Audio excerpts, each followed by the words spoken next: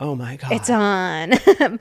Granted, that is a very hot fantasy to have. Yeah. Sounds delightful. Sounds great. I'd love that. But I think the reality is that maybe 1 in a million threesomes happen that way.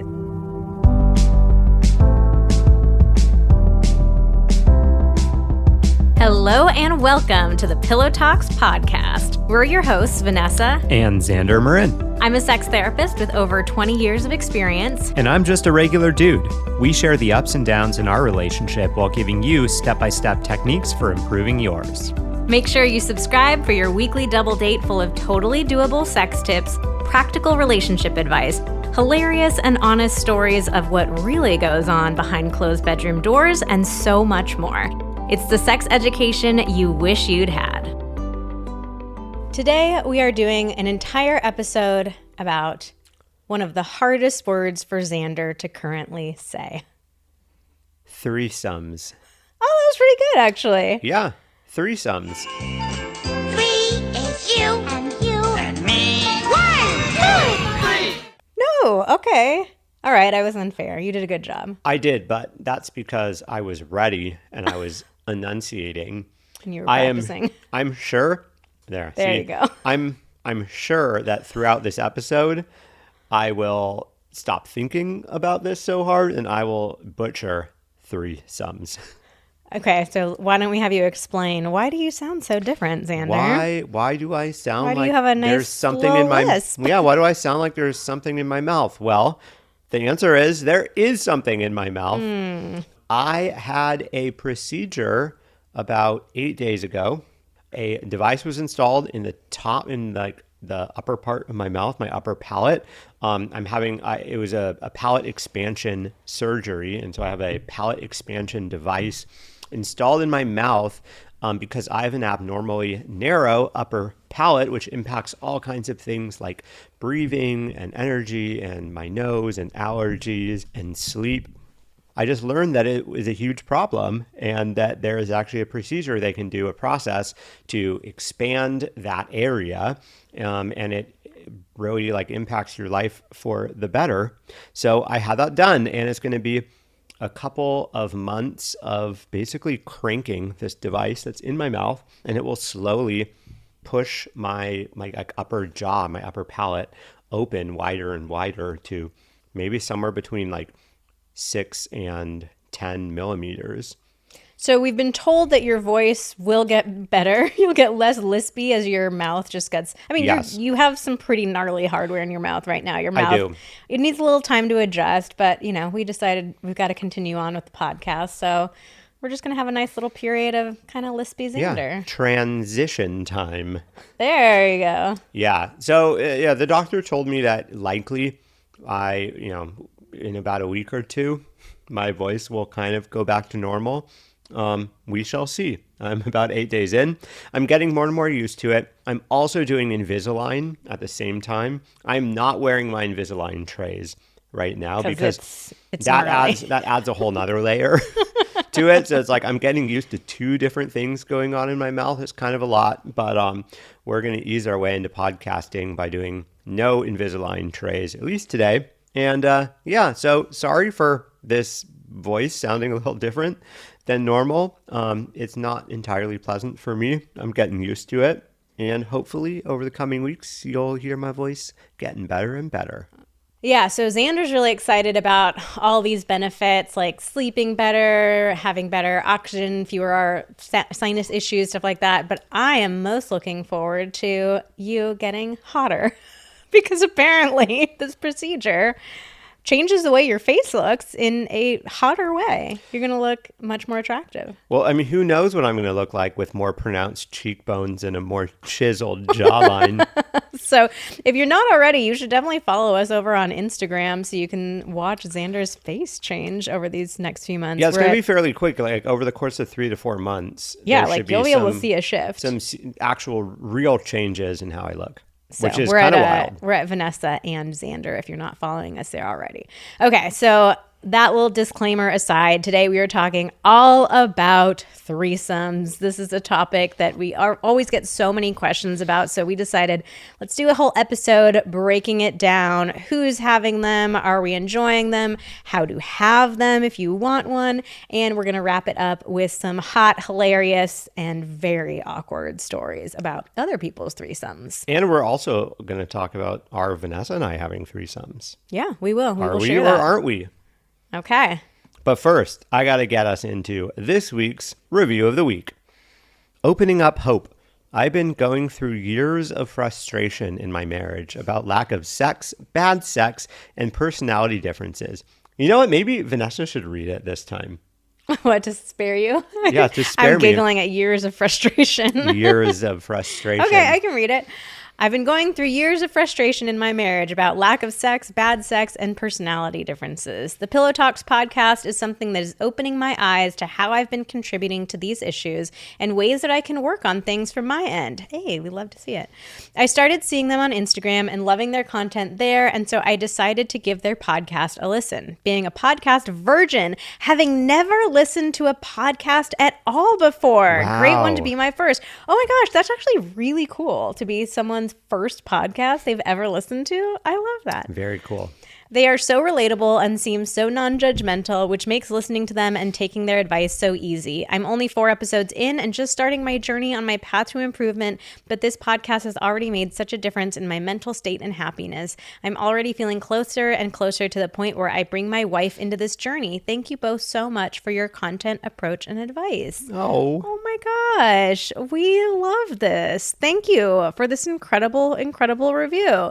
And I have to say, I'm super impressed by this person to have only listened to 4 episodes and then been willing to write a review. Hell yeah. Especially because I think most people don't realize how important reviews truly are to a podcast. I have confessed before, I did not know how important it was. I never left a review for a podcast. You especially before. didn't know after just 4 episodes of podcasts in general. Absolutely not. But they are so important. The more reviews you have, the more likely Apple and Spotify are to feature your podcast, which means you get new people coming in. And we are on a mission, you guys. Like, we want to help as many couples as we possibly can. So we need your help in getting in front of more couples. So if you have listened, let's say this, if you've listened to more than 4 episodes of this podcast and you have not left a review yet, we would be so grateful to you if you could take a second to leave one. So here's how it works. Go over to the main Pillow Talks page on Apple Podcasts. Scroll to the bottom. You'll see the review section right there. It takes 60 seconds to write a quick little review. And we do something really cool to say thank you for taking that time. If you hear your review read in an episode, and you are automatically entered into this every week once you leave a review. But if you hear your review read, you can email us at info@vmtherapy.com and we will give you one of our guides absolutely for free as our way of saying thank you. Okay, so let's get into the episode. First, we went to Instagram to do some polls about threesomes. The first question that we asked is, how would you describe your relationship to threesomes? We just wanted to get a sense of how many people have done them. So we had 4 responses. Never had one, but curious. Never had one, not curious. Have had one or multiple threesomes in current relationship, and have had one or multiples in past relationships. Xander, what were you expecting would be the most common response?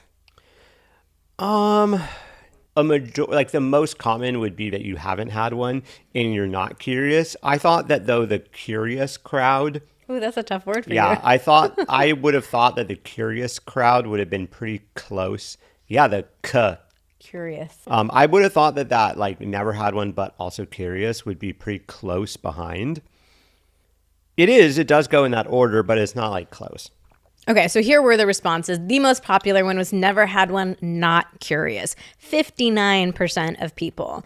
Then the second most common was never had one, but curious, 28%. I was expecting more people to be curious. Yeah. I did think that the most common response would be nah, I'm not into it, but I thought we'd have maybe a bit more that were curious. God, you know what we should have asked now that we're here with hindsight, knowing what these numbers are? What I want to know, because I think you would have responded not curious if currently you're not curious, but maybe you were in the past. I want to know how many people have been curious at some point in time, like when they've been sexually active. Like, would I maybe want to have one? Because I bet you that number would be a lot higher.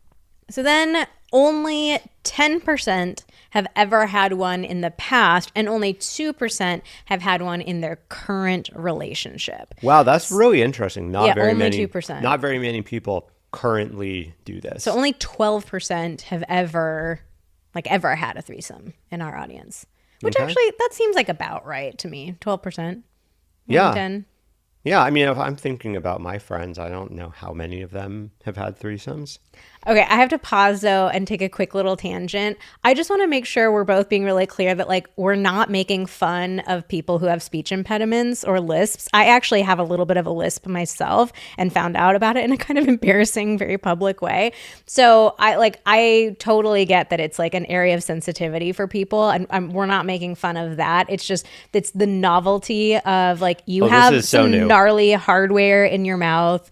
Like you're speaking very differently from how you normally do. Mm-hmm. And I think both of us are like entertained by it. It's not a like, oh my God, that's so embarrassing or like disgusting that you're talking like that. Like, it's just a like, wow, that's not normally how you talk. And you're like, I'm having to figure out how my tongue works in my mouth. But I just want to make sure we're saying like, we're not making fun of speech impediments here. Yeah, absolutely. This is a novel situation for me. And this is the first podcast we've recorded. I'm just starting to get used to and understand like what I can and can't say.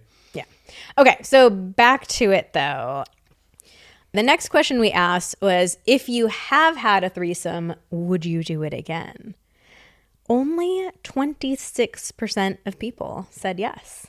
Interesting. Yeah. So we don't have more stories here about like why people would not have it, but I did find it interesting that only 1 in 4 people said that they would redo the experience or like have another one. Yeah. And I mean, I don't want to spoil too much of the episode, but I think that, I mean, what this gets at for me is that so many of us have this, I don't know, overly romanticized or maybe overly sexualized. Overly sexualized, yeah. I don't think anybody's like, oh, this romantic threesome. View of threesomes where it's like a fantasy. And so we see it portrayed so often. And like it has such a sexual charge. It's something we're so excited about. And so I think a lot of people end up jumping into situations where the opportunity presents itself, or even just pushing a decision of like, let's do this without really talking it through in a super responsible way. And I think that is probably one of those things where in the moment, as soon as it starts, you're like, oh, I get why people say you got to talk about this. Or like the moment it's like the attention turns from you to like your partner and the other person. And you're like, oh, I'm a little left out and I don't know how I feel about this. You know, I'm not saying that people make bad decisions. I'm just saying I think a lot of people realize pretty quickly, like, oh, to do this in an ongoing and sustainable way requires a type of responsibility and communication that I wasn't aware of. I think it's kind of similar to like, you know, opening up a relationship. A lot of people have this idea of, oh, well, if we just open up the relationship, it'll be so easy. And it's like, well, no, actually, that's way harder. It's not like, that's not going to fix your relationship. Like that's something you do when your relationship is in an amazing place and you are like really wanting to experience something new. Yeah, absolutely. I think it's really different when you're in a long-term relationship. I think you could probably have a threesome in the dating stage a lot easier. Yes. And also, it's a lot easier to be the third person. Oh my God, it's so much easier to just you're not really drop into the situation. You're not responsible for very much.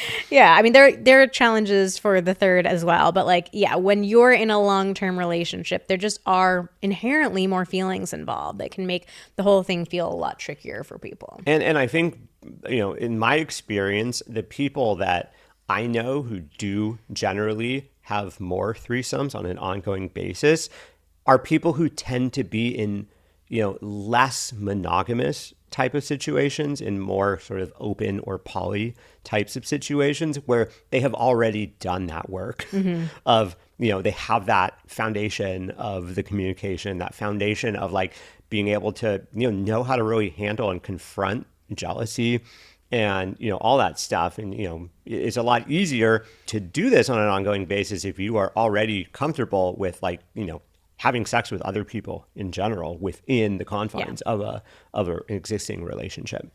So all that being said, threesomes are still one of the most common fantasies that get people excited. And we do think that there are ways to have very successful and pleasurable threesomes. So we want to walk you through some specific steps for having a great experience. So the first step that we wanted to cover, we've already been covering it a little bit. It's kind of this caveat that there will be a lot of planning. Like a lot of people have this fantasy of this like spur of the moment threesome, like, you're out at dinner, you're at a party, and you see some stranger and things start getting wild and you go back to your, like, it all just kind of falls into place. Some mysterious, like, amazing hot third person just falls out of nowhere and the vibes are right and it just like seamlessly happens. No one says a word. Yeah, they just just perfect. look at each other and oh my god, it's on.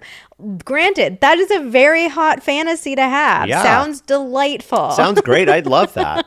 But I think the reality is that maybe 1 in a million threesomes happen that way. So don't hold your breath for this perfect experience. Just fall from the heavens into your lap. The reality is that if you want to have a great threesome, it is going to take a lot of planning. Yeah, and also I think that if you want that spur of the moment experience to happen, it is much more likely to happen if you have already laid all the groundwork of doing all this work in the past of having a more planned threesome, doing that successfully, having a track record of trust with your partner of like, oh yeah, like we've done this before. We both enjoy this. We know how it works.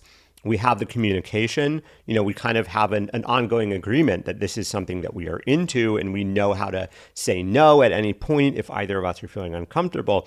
Once you have that groundwork, then by all means, it increases the likelihood that you could have that spur of the moment experience because you wouldn't need to be necessarily be like, all right, let's pause this and have a 30-minute conversation to make sure we're on the same page. It's more of a like, maybe at that point you just like even like have a hand signal or something of like, hey, we in on this? Hell yeah, let's go.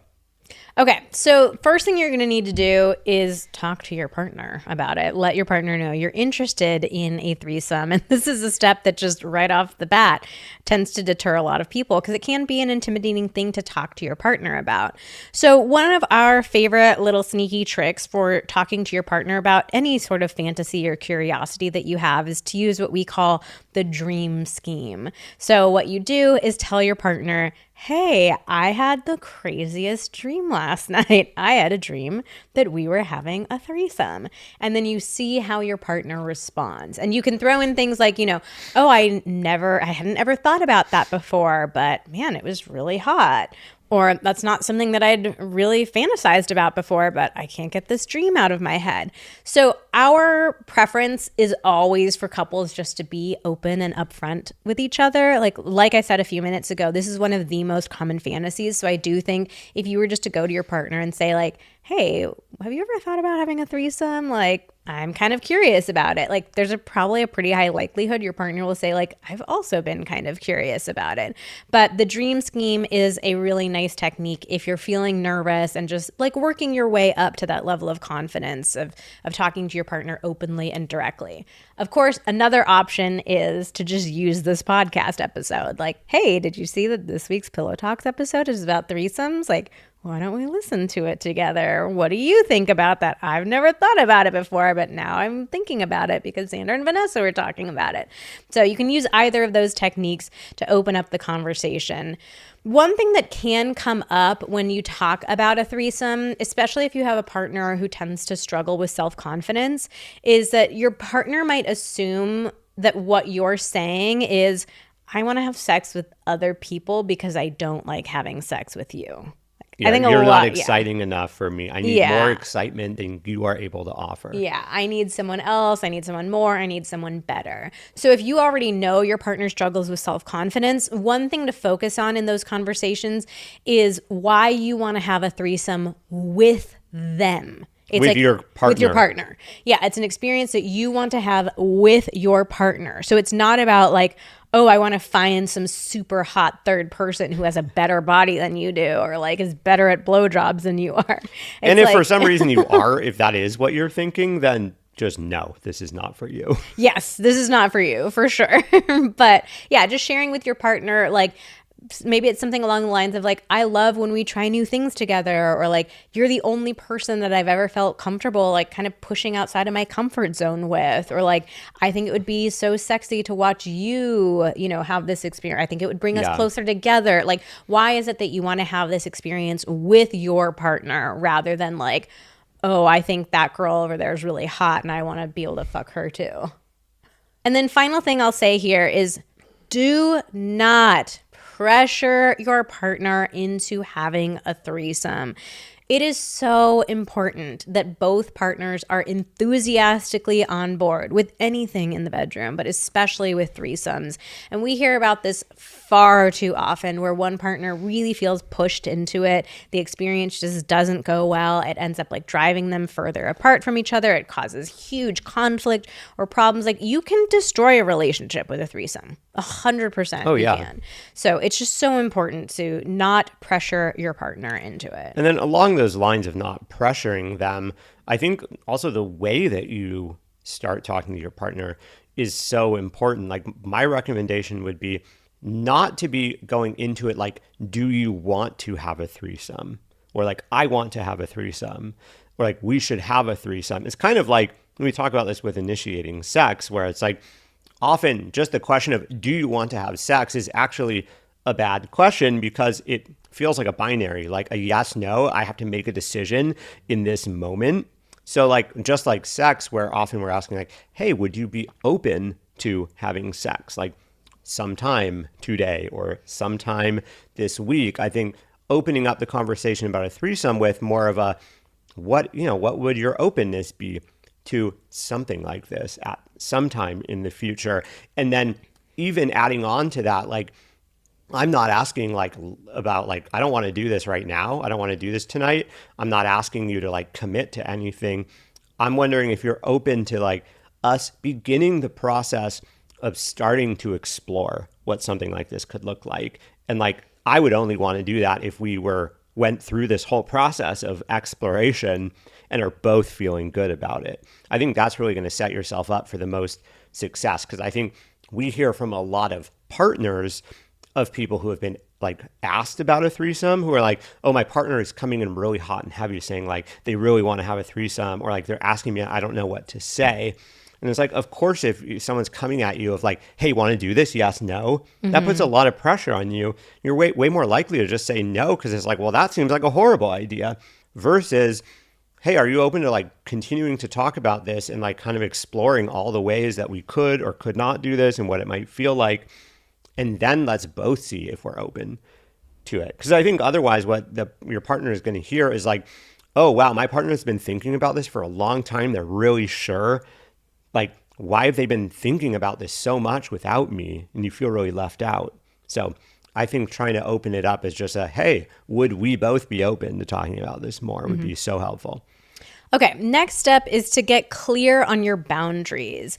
You have to talk about your boundaries beforehand in clear and specific detail. Like threesomes, again, it's like that magical experience where nobody has to say anything. Like it just is not going to happen that way. And especially if you're in a long-term relationship, like you really have to get clear beforehand about what is and is not on the table to make sure that there aren't any hurt feelings or, you know, bad experiences. So here are some specific questions that you need to talk about beforehand. Like, what specific sexual activities do you feel comfortable doing with a third person?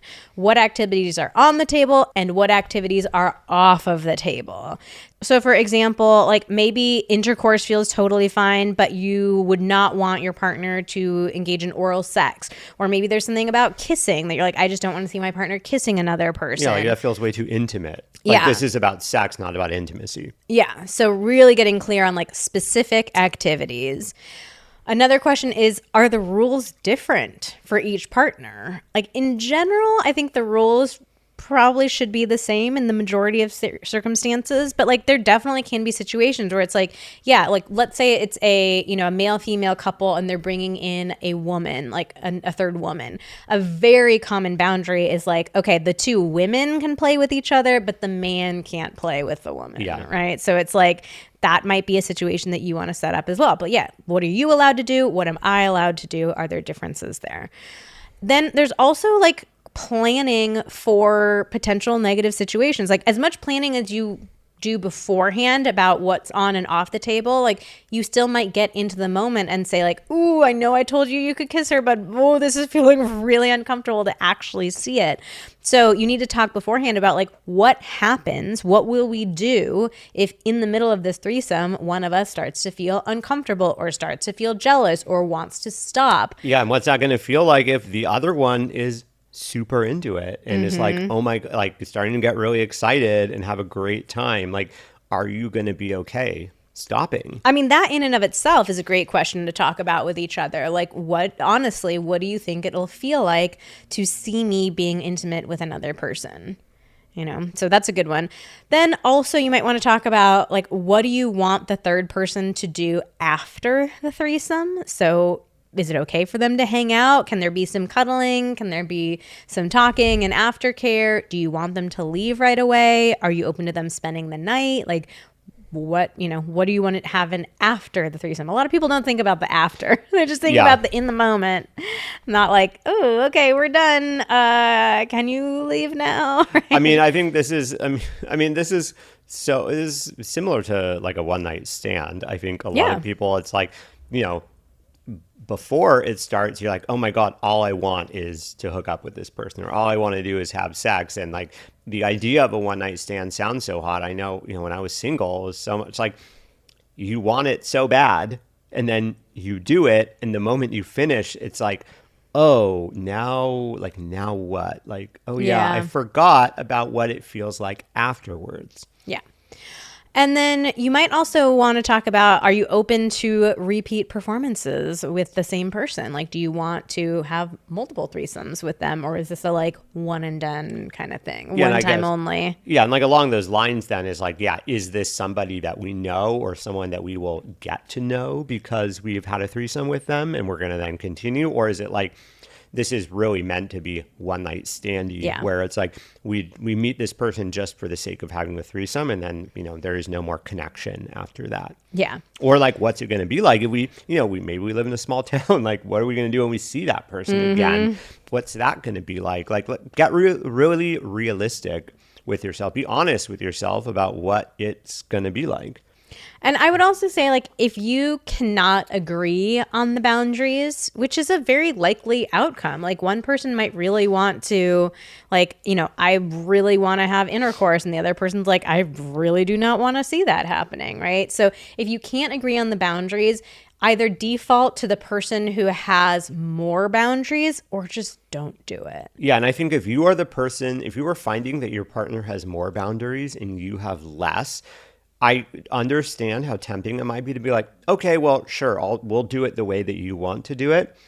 But you have to really ask yourself, are you going to be okay with that? Because you're going to have to still put in all that same amount of work to make the thing happen. And then if you're being honest and you're like, you know what, I might feel a little resentful afterwards that like I didn't get to do what I really wanted to do. And ask yourself, is it worth feeling that? Yeah. Would you rather avoid the situation altogether than open yourself up for that situation where you maybe resent your partner because you did it their way and you feel unfulfilled?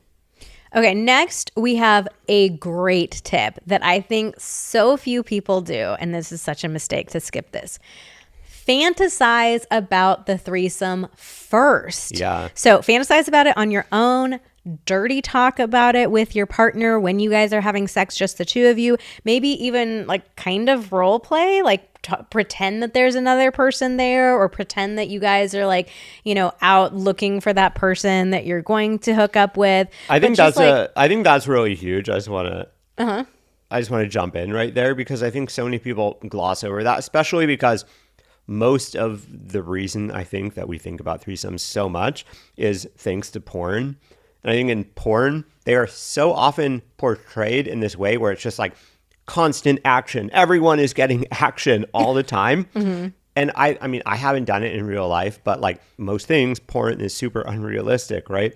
I think in real life, there are going to be kind of peaks and valleys of activity for each person. The reality is you can't constantly be stimulating. Oh yeah, somebody's every always partner left out all the time. Someone is always going to be a little more left out, or like kind of like waiting, or like someone's gonna be like, oh yeah, it would be nice if you were, like giving me oral sex or like having sex with me right now, but like you're like going down on this other person, and like, our bodies aren't just lined up the way that I would need them to be.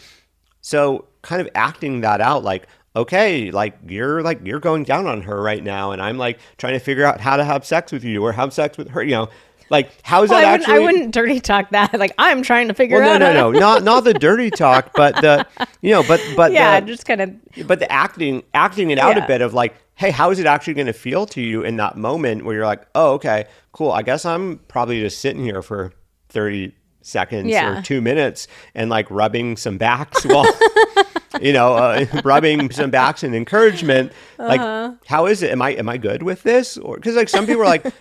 Might be like, you know what, actually, I don't really like that idea of having to kind of sit here. Yeah. So I think that the fantasizing about it does a couple of things. Like, it helps you get a little bit more of a sense of what it could be like. It helps you decide if this really is something that you do want to do or not. And it just is fun and sexy to play with in the moment. So a lot of couples have told us, we enjoy talking dirty about it. Or another option here is like watch porn too, and like kind of pretend that that's really what's happening in the moment, like watching it together. But it just like having some sort of way through dirty talk or role playing or watching porn or whatever it is. But just know that the porn that you're watching is probably not a realistic depiction of what your threesome is going to look like. Oh, yeah, of course. But like having some way of kind of dipping your toes in and getting a little bit more sense of like, does this feel hot? Like, is this exciting? Or even another option could be like going out to bars and like looking at people and saying like, oh, do you like their vibe? Are you attracted to them? Would you have a threesome with that person? Like, just having some sort of way of dipping your toe in can be really helpful in getting clear about whether or not this is something that you actually want to do. Yeah, and if you're finding that that process of whether it's the dirty talking about it, the kind of role playing it, or even the like going out and kind of like, hey, what do you think of her? What do you think of him? If that process is not super hot and super exciting to both of you, that's probably a sign that it is not all of a sudden going to be great in real life if in fantasy land it's not even enjoyable. Yeah, and this is also something that you can do on your own too, just fantasizing about it like while you're masturbating, especially if your partner was the one who suggested it and you're like, I'm not sure. But yeah, just having some sort of way of playing with it can help give you a bit of clarity about like, do I actually want to do this? Does this actually feel sexy to me? All right, now let's talk about finding your third. This is when the real work starts. The rubber hits the road here. It is very hard because it's a tall order here. So you're looking for somebody who you are both attracted to. That person has to be attracted to both of you. And you have to have whatever specific boundaries the two of you have agreed on together. That person also has to be enthusiastically consenting to those boundaries too. So it's like, it's a lot. Yeah, I mean, no wonder only 2% of our audience is doing this on an ongoing basis. The juice has to be worth the squeeze, and there's a lot of squeeze. That's a very strange metaphor. So your best bet is to go through an app. Like you can do a joint profile. There are specific apps that are, specifically for people who are looking for threesome or like group sex experiences. So those are probably your best bet. In general, as a therapist, I would say to avoid doing it with somebody who's in your circle or like a friend of yours. It can work. It for sure can. And for some people, it might feel safer to like know this is somebody that I know and trust. But it's also like it just introduces new dynamics into that friendship too. Like it can for sure ruin a friendship. So you have to be really careful that it's someone that like you trust that your friendship can weather whatever challenges the threesome might bring up. It also might be challenging, like on a jealousy basis, if you're continuing to see this person and you see your partner like continuing to look at them. Oh, that like might they're come talking up too. more than they used to. So again, no hard and fast rules here, but in general, I would say it's probably best to like find somebody that you don't know. Also, like consider if it's, amongst a friend group or an extended friend group, as much as it is important to you to keep it to yourselves, like all things amongst friends, like there's a good likelihood that, it might, the secret might get out. People might start talking about it. So how are you going to feel about that? And especially how are you going to feel if like something goes a little weird, not the way that you wanted it to. Yeah. And like, are you going to feel comfortable kind of managing the way friends are talking about that or seeing you? Yeah, and once you have that person identified, you're also going to need to go through a lot of communication and planning with that person too. So I think one of the places where people go wrong with threesomes is they think of this third person as this like magical, sexy unicorn. And that even is language that gets used a lot, like our unicorn. This person that's just going to come in and you're thinking so much about like your own boundaries and preferences and what you want to do and what you're looking for that a lot of times couples forget that third person is also a human being with their own sets of like boundaries and preferences and desires and needs. Yeah, I think people are like, oh, well, if you're down to have sex with both of us, you just must be down for whatever. Yeah. And it's like, wait, no. They're not a sex doll. Yeah, they're not a plaything for the two of you to play with and then discard whenever you want to. And like that is a hard role as well. Like, yes, it is easier in a lot of ways to like, well, it's not my relationship. I don't have to deal with the repercussions. But it also can feel really dehumanizing to like have this intimate experience with two people. And then they're like, okay, we're done with you. Get out of here. Yeah, and then like these people only hit me up when they want sex. Yeah. It's like hooking up with someone, like being in a kind of situationship where it's like, like we don't really talk unless like he or she is horny, and then they're texting. Yeah, so you need to be really careful and considerate and kind. Like, this is still a human being. They need to be treated with care and compassion and respect and all of those things too. So we highly recommend meeting up beforehand to talk through what are the boundaries, what are the guidelines, what kind of experience are we all looking to have here, and also talking about safety. How are we going to prevent pregnancy if there are, penises and vaginas involved? What are we going to do to prevent against STIs? And so, of course, like, I know that this doesn't sound sexy. This sounds like, oh my God, this is so awkward. This is so much work. But like, yeah, it's not the sexy part. It's not the sexy part, but it's also extremely necessary and important to do too. So this is, again, it's like, this is kind of the rubber hits the road type of thing of you really got to, if you want to do it, you've got to do it right. Our next tip is to consider easing your way into it. So a lot of people, again, just want to like jump right in and just have this full experience. But this is the same mistake people make with anal sex, Ooh, I think, where it's like, it feels really taboo. It feels like a big ask. And so you're like, let's just kind do of say, it. it's like, okay, let's just do it and get it over with. And it's like, if that's the way that you're going to do it, I can almost guarantee you it's going to be a bad experience such that you're not going to, one or both of you are not going to want to do it again. And it's like, yeah, no, it does take longer to ease into figuring out how these things work. But by doing that, you're actually setting yourself up for more long-term enjoyment of it. So I would even consider like maybe you just have a first time where you're just making out and kind of playing around with each other. Or maybe it's like we can touch each other and make out and be naked, but there's not going to be any penetration involved or something like that. Like you can take baby steps the same way that you might have taken baby steps when you started having sex with your partner. Like it doesn't have to be this all or nothing, one night only kind of thing.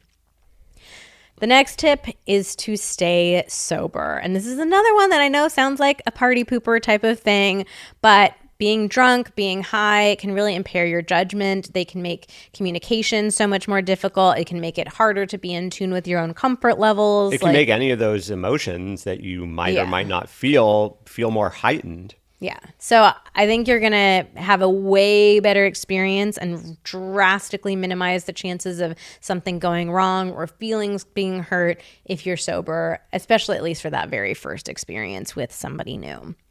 And finally, emphasize aftercare. So we kind of mentioned in the like getting clear on boundaries section, the like, well, what do we want to have happen afterwards, after we're done, playing with each other? So I think before you have the threesome, like make that specific plan for what you're going to do afterwards. Like, are you open to letting that third person spend the night? What if you guys want to go for round 2? Do you just go straight to the charcuterie plate? What? Have a nice charcuterie plate ready to go afterwards so everyone can replenish. Why charcuterie? I don't know. Meat and cheese. Everyone loves a little meat and cheese. When have we ever had a charcuterie plate after sex? I'm just joking. Everyone's like, oh, make me a sandwich or whatever. Have a charcuterie plate. Wow, really caught her off guard. That's our final tip. Have a charcuterie plate afterwards. Yeah. Want to ensure that you have a great sexual experience, have a charcuterie plate. Yeah, it's not going to be awkward. It's not going to be awkward at all. Like, hey, babe, I went to Costco and got this massive charcuterie plate. Let's dig in. I know I'm hungry. I can't. That's so random. Okay. Xander's tips for a great threesome: have a massive Costco-sized charcuterie plate ready to go. I mean, I was 99% joking with that, but I think you took that really seriously, and I like it. I like it. It was just like such a random example of your charcuterie plate. I don't think I want to have like little floppy, sweaty, cured meats after a threesome. What would you want to eat after a threesome? We never talked about this, so let's do it now. So if we were to have a threesome, would you want to eat afterwards? Probably not. I'd probably want to go to sleep afterwards, I'm thinking. But like, if you had to eat, what would you want to eat? What snacks? A burger? A burger? Yeah, maybe like a burger and fries. All right, burger and fries. Have that ready to go. Okay. So, aftercare, your charcuterie plate aftercare, do it. Have some aftercare. I can't rebound from that. But yeah, we're at okay. the end of our let me jump in for Vanessa. What she is meaning to say is, yeah, I mean, like, what do you want that to look like? Because remember, this can be especially the time when sex can go from sex to like really like adding intimacy. Like, do you want to have that element of intimacy between the three of you? Do you want that the third person to spend the night? Do you guys want to be cuddling afterwards? Maybe you want to be able to have a private check-in with your partner right afterwards. Like, do you have the ability to do that? See how they're doing. So, these are kind of the things that you want to think through and be ready for when it comes to that aftercare. Okay, so now that we've gone through all of these steps, it's time for the $1 million question. Have we ever had a threesome? Are we in the middle of having a threesome right now as we record? Well, you're petting Maggie right now, but I'm not. I'm a little too far away to pet either of you. No, we have not. I was very close to having a threesome when I was like 18. There was a plan to have a threesome, and then it didn't quite materialize. Let's be real. That was never going to happen. An 18-year-old boy. Every 18-year-old boy thinks that he was on the verge of having a threesome. No, I mean, it was like explicit. Like we were talking. It was, yeah, but whatever. There was probably a lot of talk, and the action was never going to happen. But we have never had a threesome with each other. No. Have you had one? Kind of, but not like not a full on. I've had like a... Will we, won't we? No, I mean, we've done like some making out and some touching. Oh, okay. There was actually 4 of us. Mm. And one of the people who was involved. We're still very good friends to this day. But no, it was not actually, I guess I have had something similar to that. Yeah, I mean, I wouldn't call that a threesome. There wasn't like actual sex that ended up happening. Well, I guess we've done the exact same thing because I've had that exact same situation where there were multiple people and there was like some kissing and groping, but then there were too many people for it to actually go any further than that. We have talked about it in our own relationship. There has been some curiosity at certain points in our relationship, but when we really get down to the nitty gritty of like, okay, how would this work and what would we actually be comfortable with and how do we think this would actually feel? We've both just been like, I don't know. It loses the appeal for me personally. And I think that is the case for a lot of people. Like the idea of a threesome is very hot. And I think like a lot of us, like if we had this magic situation that just dropped out of the sky where it could happen and there would be no repercussions and it was just easy and everybody was happy, I think most people would think it's pretty hot and want to do it. But when you really get into the nitty gritty of it, it's like, ooh, this is actually quite complicated. Oh, yeah, for sure. Yeah. So, I mean, we've had that conversation. I came into the conversation that we had about this, having had a very similar conversation in the serious relationship I was in before you, that the conversation really went exactly the same way. So I felt like I had pretty thoroughly explored this idea. You know, like I had really talked through with that person. Both of us were on the same page that like, yeah, in theory, it sounds super hot. It sounds super fun.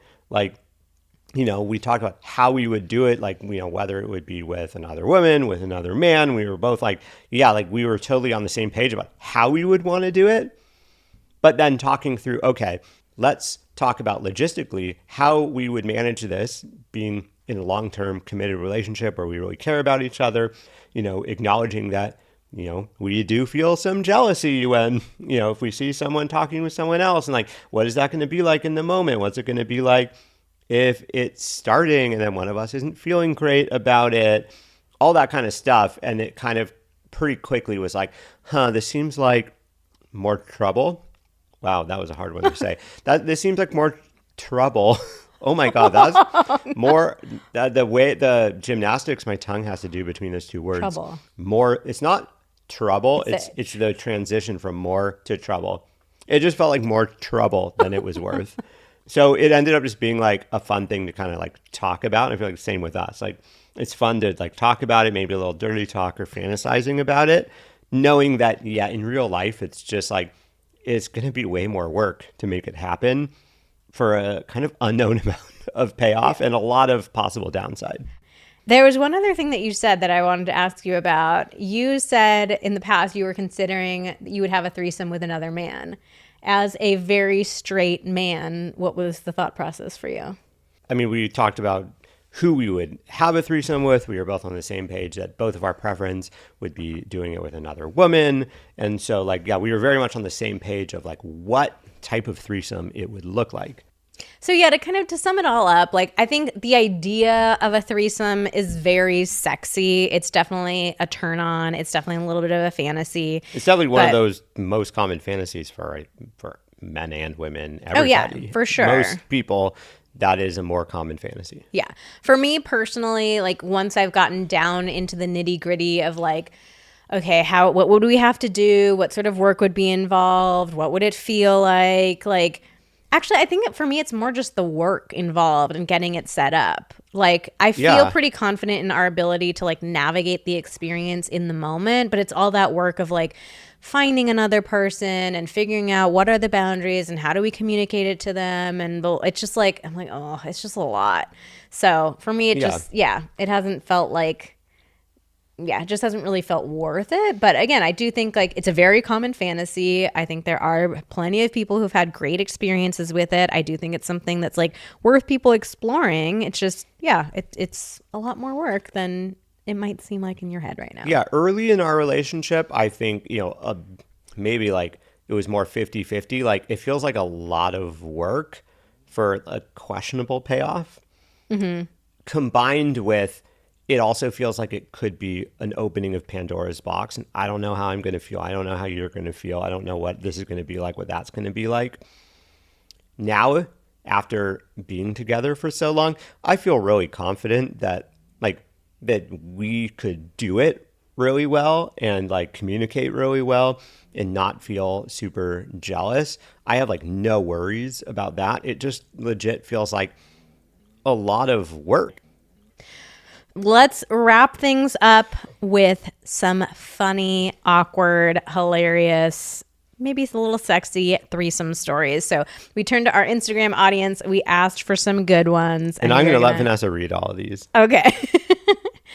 A few minutes into a threesome with two brothers, one of them said, "Nope, can't do this. This is weird," and left.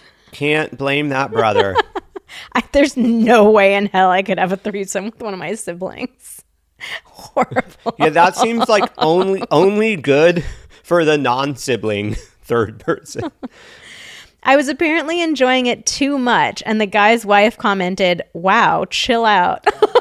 I mean, you got to be ready. You got to be ready for that. Like, there could be some judgment. There could be some calling out. Like, I mean, chill out. Like we said, it's, you know, you got to be able to communicate and be honest in the moment. So, because I think that's something that, like, we already kind of touched on this, but people just do not consider. Like, you know, think about when you're having sex with your partner. Every now and then, like, you or both of you or one of you, like, gets pretty, like, really excited, and it kind of comes out of nowhere, and, like, that could very well happen between your partner and the other person. And what is that going to be like? You know, sometimes it can be like one person kind of emerges as the star of the show, and it's like, what's that going to be like if it kind of becomes more one-sided? Had a threesome with my bestie and my ex-boyfriend. They ended up getting married. Can't blame them for that. I mean, it sounds like you kind of made this happen. Bestie and ex-boyfriend. I don't mean God. that like this is a bad thing. It's actually kind of like, cute. It sounds like no judgment there. You were That's talking great. about romantic earlier. There you go. There's your romantic threesome. And how funny that that's now like their story. Whenever people are like, "Oh, how did you meet?" That should be the story. I wonder if they met having a threesome. Yeah, I wonder if that's how they met, or if like they knew each other already. Probably I'm gonna they pretend did, that's how they met, in the middle of a threesome. Like, oh wait, you're her bestie? Oh yeah, you're the ex. Okay. Well, actually, I can't tell though. No, they for sure did not meet in the middle of a threesome. Was it a current boyfriend at the time, or No, was it an ex-boyfriend. ex at the time? Well, I mean, now it's an ex-boyfriend. There's no way to know. Were they together when they had the threesome, or was it not together? I think they would have said my then boyfriend. Who knows? There might not have been room in the question box. Okay. I was up under my wife. He slipped out of her and stabbed me in the eye with his penis.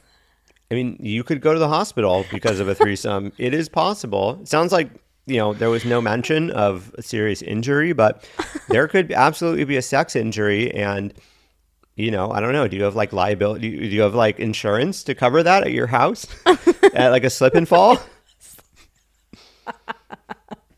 I don't know. Slip and fall. Better be ready. Who knows what could happen?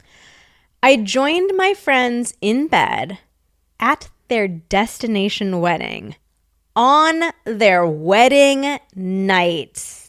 Damn. That's some devotion to the threesome. That is some serious devotion to the threesome. I'm wedding assuming. night threesome. Can Get you it. imagine? Like, people are nervous enough as it is about their own wedding nights, but then like have another third person there involved in it. I mean, I wonder, was this planned or was this spontaneous? I'm sorry.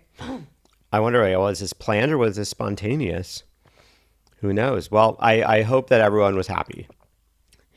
All right, and here's our last story, my personal favorite. 3 male friends in high school wanted to hook up and invited me over. I got there and said, "Okay, I'll do 2 of you, but not 3. I made them do push-ups and crunches and flex in poses to compete for which 2 I would pick. I don't know why I did this, but it sure did feel powerful." Classic high school move.